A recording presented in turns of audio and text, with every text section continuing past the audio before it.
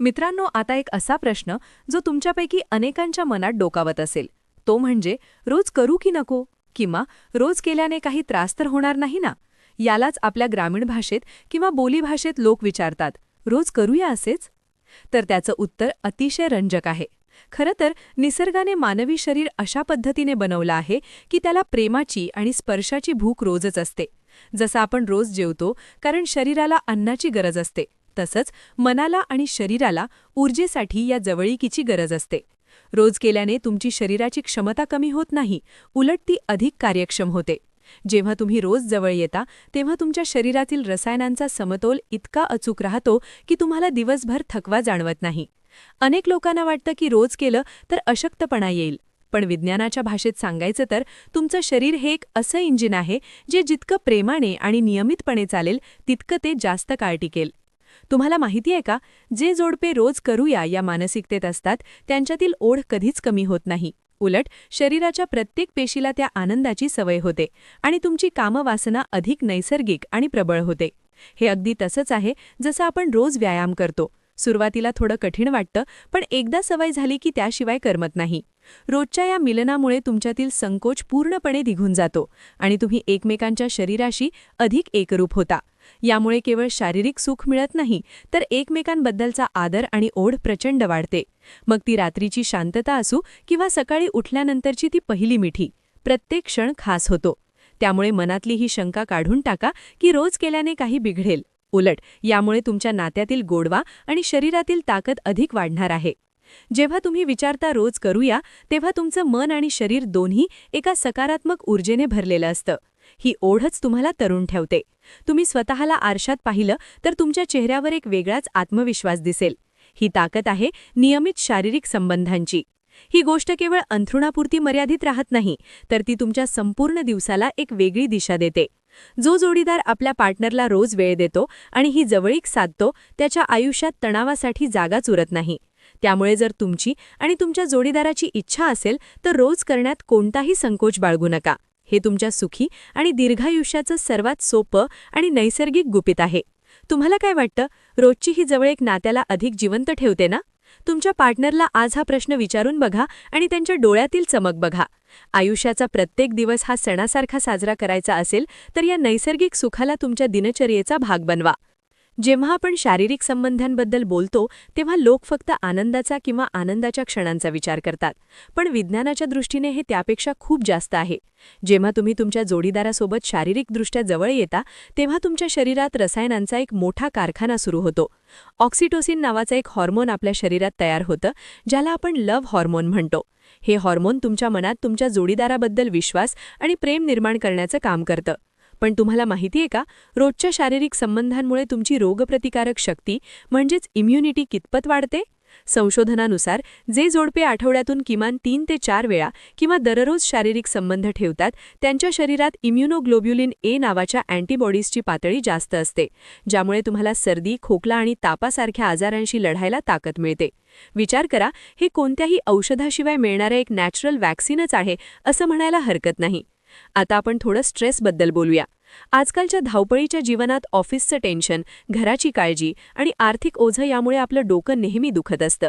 जेव्हा आपण शारीरिक संबंध ठेवतो तेव्हा शरीरात एंडॉर्फिन आणि डोपामाइन नावाचे आनंदी हॉर्मोन्स रिलीज होतात.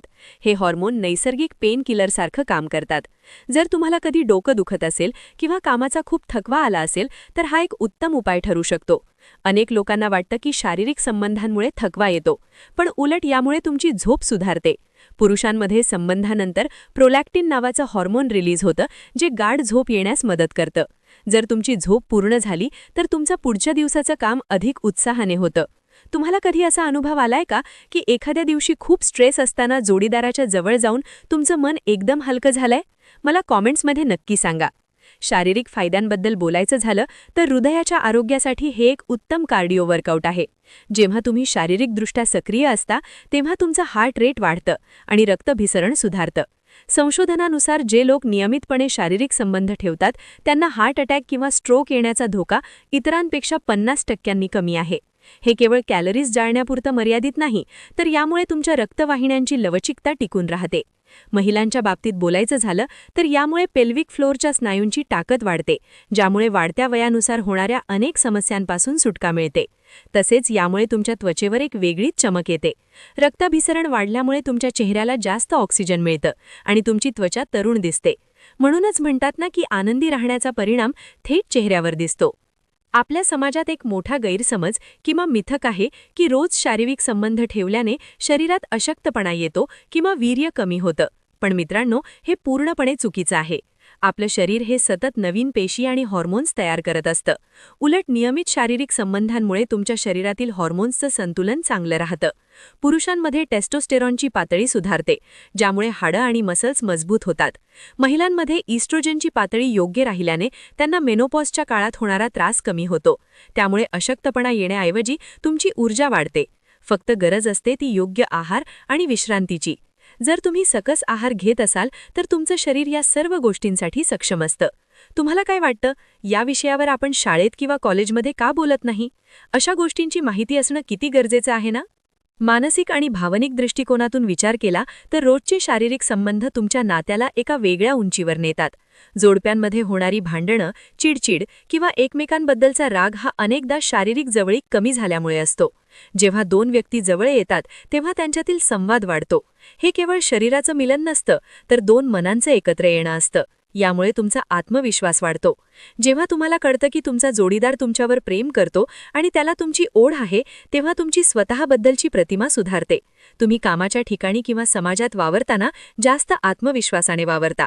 एक आनंदी वैवाहिक जीवन तुमच्या ओव्हरऑल यशासाठी खूप महत्त्वाचं असतं. जर घरामध्ये शांतता आणि प्रेम असेल तर बाहेरच्या जगाशी लढायला आपल्याला खूप ताकद मिळते. अनेकदा जोडपी विचारतात की रोजचं हे करणं शक्य आहे का, किंवा जर इच्छा नसेल तर काय करावं? बघा, प्रत्येकाचं शरीर वेगळं आहे आणि प्रत्येकाची गरज वेगळी आहे. पण महत्त्वाचं हे आहे की तुम्ही प्रयत्न करणं सोडू नका. एकमेकांना वेळ देणं, एकमेकांच्या आवडीनिवडी समजून घेणं हे जास्त महत्त्वाचं आहे. कधीकधी कामाच्या व्यापामुळे तुम्हाला कंटाळा आला असेल, पण अशा वेळी केवळ एकमेकांच्या जवळ जाऊन झोपणं किंवा मिठी मारणं सुद्धा खूप फायद्याचं ठरतं. याला आपण इंटिमेसी म्हणतो. ही जवळीक टिकवून ठेवणं हे कोणत्याही नात्याचा पाया असतं. जे लोक म्हणतात की लग्नानंतर काही वर्षांनी हे सगळं कमी होतं, त्यांना मला सांगायचं आहे की नातं जुनं झालं की त्याला जास्त काळजीची गरज असते. रोजचा हा संवाद तुमच्या नात्यातील ताजेपणा टिकवून ठेवतो. प्रॅक्टिकल सल्ला द्यायचा झाला तर शारीरिक संबंधांना केवळ एक कर्तव्य समजू नका, त्याला आनंदाचा भाग बनवा. जोडीदाराशी या विषयावर मोकळेपणाने बोला.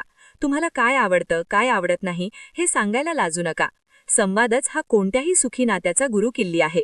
जर तुम्हाला काही शारीरिक समस्या जाणवत असतील तर डॉक्टरांचा सल्ला घ्यायला घाबरू नका. जसं आपण ताप आला की दवाखान्यात जातो, तसंच लैंगिक आरोग्यासाठी तज्ज्ञांना भेटणं हे अत्यंत सामान्य आणि गरजेचं आहे. लक्षात ठेवा, तुमचं आरोग्य आणि तुमचं नातं ही तुमची जबाबदारी आहे. समाजात कोण काय म्हणेल यापेक्षा तुमचं आणि तुमच्या जोडीदाराचं सुख कशात आहे हे बघा. शेवटी मी इतकंच म्हणेन की शारीरिक संबंध हे निसर्गाचं एक वरदान आहे. याचे अनेक आरोग्यदायी फायदे आहेत जे तुमच्या आयुष्याची गुणवत्ता सुधारू शकतात. हे केवळ एक शारीरिक क्रिया नसून ती एक थेरपी आहे, एक मेडिटेशन आहे. यामुळे तुमचं हृदय चांगलं राहतं, स्ट्रेस कमी होतो, झोप चांगली लागते आणि सर्वात महत्त्वाचं म्हणजे तुमच्या नात्यातील ओलावा टिकून राहतो. त्यामुळे मनातल्या शंका काढून टाका आणि एका निरोगी आयुष्याकडे पाऊल टाका. तुम्हाला आजची ही माहिती कशी वाटली? यामध्ये सांगितलेली कोणती गोष्ट तुम्हाला सर्वात जास्त आवडली किंवा कोणत्या गोष्टीबद्दल तुम्हाला शंका आहे हे मला कॉमेंट बॉक्समध्ये नक्की कळवा. तुमच्या कॉमेंट्स वाचायला मला खूप आवडेल. जर तुम्हाला हा व्हिडिओ माहितीपूर्ण वाटला असेल आणि यामुळे तुमच्या ज्ञानात भर पडली असेल तर या व्हिडिओला लाईक करायला विसरू नका. तुमच्या मित्रमैत्रिणींसोबत किंवा तुमच्या पार्टनरसोबत हा व्हिडिओ नक्की शेअर करा, कारण योग्य माहिती पोहोचवणं ही काळाची गरज आहे. अशाच नवनवीन आणि आरोग्यविषयक माहितीसाठी आपल्या चॅनलला सबस्क्राईब करा आणि शेजारील बेल आयकॉन नक्की दाबा, जेणेकरून माझा पुढचा व्हिडिओ आल्यावर तुम्हाला सगळ्यात आधी कळेल. चला तर मग भेटूया पुढच्या व्हिडिओमध्ये. तोपर्यंत काळजी घ्या, आनंदी रहा आणि आपल्या जोडीदारावर प्रेम करत रहा. धन्यवाद.